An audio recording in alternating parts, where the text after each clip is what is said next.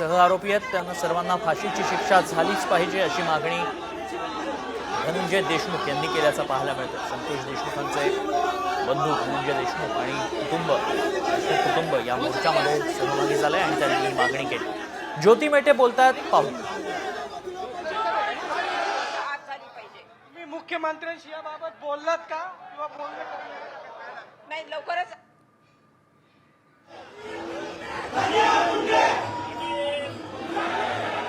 यामध्ये आक्रोश मोर्चा पार पडतोय आणि मोर्चाला सुरुवात झाली आहे। सरपंच हत्येच्या निषेधार्थ मोर्चा काढण्यात आला। विविध राजकीय प्रतिक्रिया या मोर्चातून उमटल्याचं पाहायला मिळतंय। मुळात धनंजय मुंडेंच्या राजीनाम्याची मागणी याही मोर्चातून कायम असल्याचंच पाहायला मिळतं।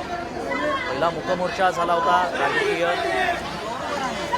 विरोधकांनी, त्याही मोर्चामध्ये धनंजय मुंडे यांच्याबाबत वक्तव्य केली होती आणि त्यांच्या राजीनाम्याची मागणी केली होती। आज पुण्यामध्ये मोर्चा पार पडतोय आणि या मोर्चातूनही धनंजय मुंडेंच्या राजीनाम्याचीच मागणी पुन्हा एकदा होत असल्याचं पाहायला मिळतं। विरोधकांकडनं सातत्यानं धनंजय मुंडेंचा राजीनामा घेण्यात यावा अशी मागणी केली गेली। हा मोर्चा फडके हाऊस चौकात आलेला आहे। आपण जर बघितलं तर मोठ्या संख्येने लोक जे आहेत ते या मोर्चामध्ये सहभागी झालेले आहेत आणि मागणी करतात। काय मागणी?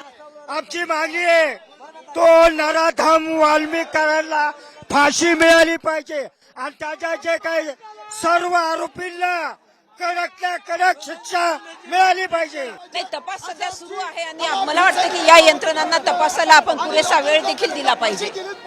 या पुढची मागणी काय? मुख्यमंत्र्यांनी काय करावं? यापुढची एकच मागणी असणार आहे की उर्वरित आरोपींना शोधून या सगळ्या आरोपींविरुद्ध चार्जशीट अतिशय फुलप्रूफ फाईल झाली पाहिजे। नाही, चार्जशीट दाखल झाली पाहिजे। याच करता आम्ही म्हणतो की चार्जशीट दाखल झाल्यानंतर त्यातील सेक्शन्स प्रमाणे ती कारवाई झाली पाहिजे। कठोरात कठोर कायदेशीर कारवाई नक्कीच झाली पाहिजे। अनेकांच्या हातामध्ये सध्या आपल्याला फ्लेक्स पाहायला मिळतात। काय मागणी असणार? या आरोपींना लवकरात लवकर फाशी करून अशी मुख्यमंत्र्यांकडे मी विनंती करतो आणि या ज्या परत प्रकरणामध्ये जो काही मंत्री कोण दोषी आहे त्याला राजीनामा दिला पाहिजे, त्यांनी शिक्षा मिळाली पाहिजे। राजीनामा पण दिला पाहिजे मंत्र्यांनी। धनंजय मुंडेंनी शस्त्र हाती न देता हे जो दहशत माजवत आहे धनंजय मुंडे, हा शस्त्र हाती न देता त्यांच्या हाती पेन दिला असता तर हे असं महाराष्ट्रामध्ये दहशत माजली नसती। आज बीडच्या जे संतोष अण्णाला आम्ही भावपूर्ण श्रद्धांजली वाहतो। बीड जे संतोष अण्णा जाऊन आज एवढे दिवस झाले तरी आरोपी मोकाट आहेत आणि आरोपी पुण्यामध्ये राहतात। तुम्ही लाईव्ह करून नंतर तुम्ही मीडियासमोर येताय, हा काय प्रकार आहे? एवढे दिवस तुम्ही आरोपीला जर शिक्षा देऊ शकत नसाल तर तुमचं सरकार काय करणार? कॅमेरा सुमित भोसलेचा सागरावर साम टीव्ही।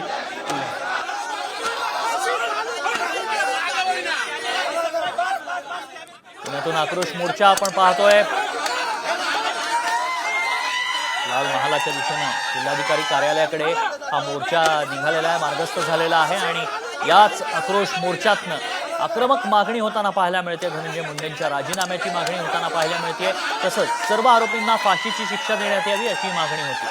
वाल्मिक कराडला देखील फाशीची शिक्षा देण्यात यावी अशी मागणी मोर्चातनं केली जाते।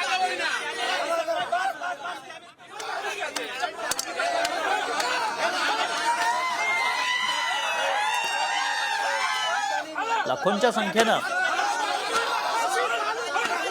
इथं मोर्चेकरी या मोर्चात सहभागी झाल्याचं पाहायला मिळत आहे। सर्वपक्षीय पदाधिकारी कार्यकर्ते या मोर्चात सहभागी झाले।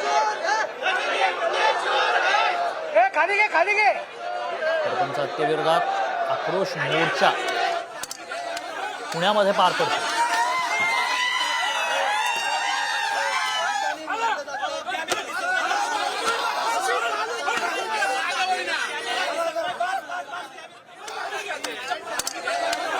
सरपंच संतोष देशमुखांची निर्घृण हत्या करण्यात आली होती आणि त्यानंतर संपूर्ण बीडमधलं वातावरण बदलल्याचं पाहायला मिळालं।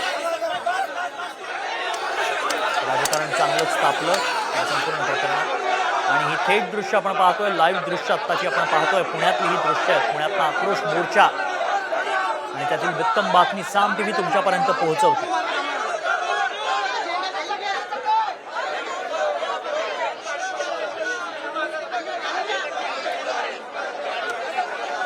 हातात प्रत्येकाच्या बॅनर्स आहेत, फ्लेक्स आहेत आणि त्यावरती धनंजय मुंडे गो बॅकच्या घोषणा लिहिल्याचं पाहायला मिळतं। राजकीय विरोधकही धनंजय मुंडेंच्या राजीनाम्याची मागणी करताना पाहायला मिळत आहेत, तर दुसरीकडे आरोपींना फाशीच झाली पाहिजे अशी मागणी करण्यात आली. संतोष देशमुखांचे बंधू धनंजय देशमुख यांनी देखील सर्व सह आरोपींना फाशीची शिक्षाच द्या अशी मागणी केली. देशमुख कुटुंब देखील या मोर्चामध्ये सहभागी झाल्याचं पाहायला मिळत आहे.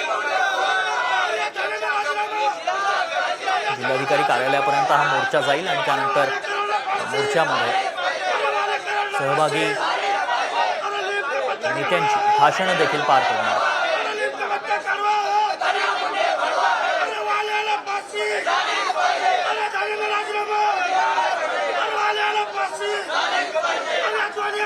करायचं